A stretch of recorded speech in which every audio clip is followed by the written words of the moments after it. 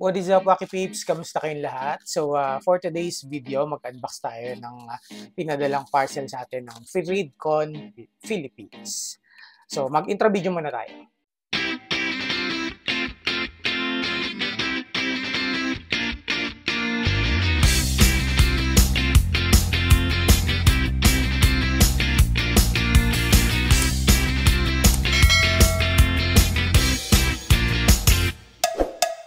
Alright, so kung ikaw ay bago sa aking channel, make sure to subscribe, hit mo yung notification bell para update ka sa lahat ng mga bagong videos na ipopost ko, okay?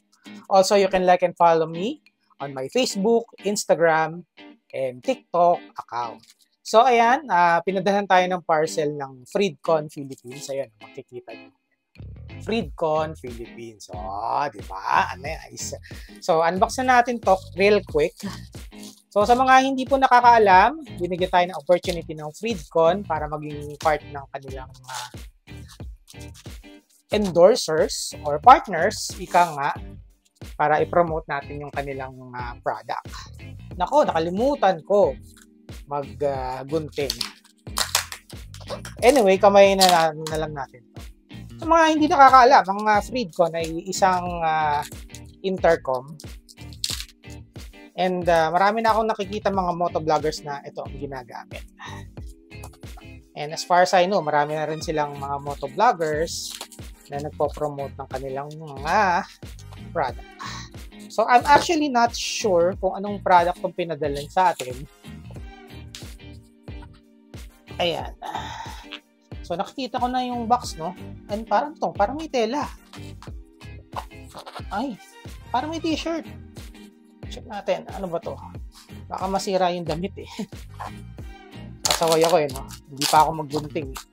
Yan. Konti na lang, guys. Yan. Uy, may t-shirt. Ito, baka masira yung damit. Uy, ito na siya. Yan.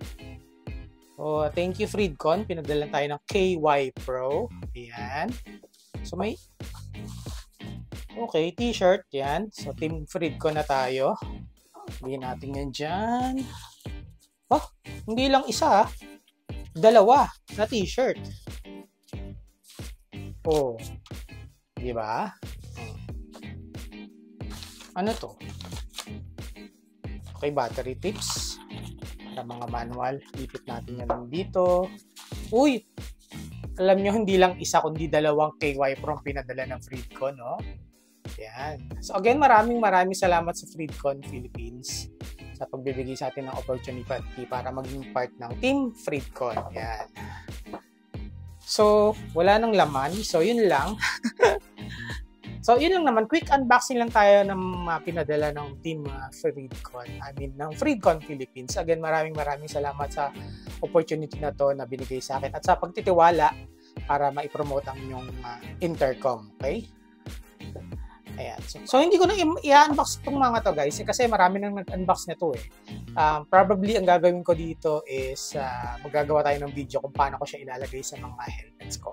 And syempre, matetesting din natin kung maganda ba talaga itong Freedcon KY Pro. Diba? Anyway, kung nagustuhan mo itong video na to, make sure to like, comment, share, and subscribe. Hit mo yung notification bell para updated ka sa lahat ng mga bagong videos na ipopost ko. Okay? So, ride safe po sa ating lahat. And enjoy the rest of your day. I will see you all on my next video. God bless everyone. Bye!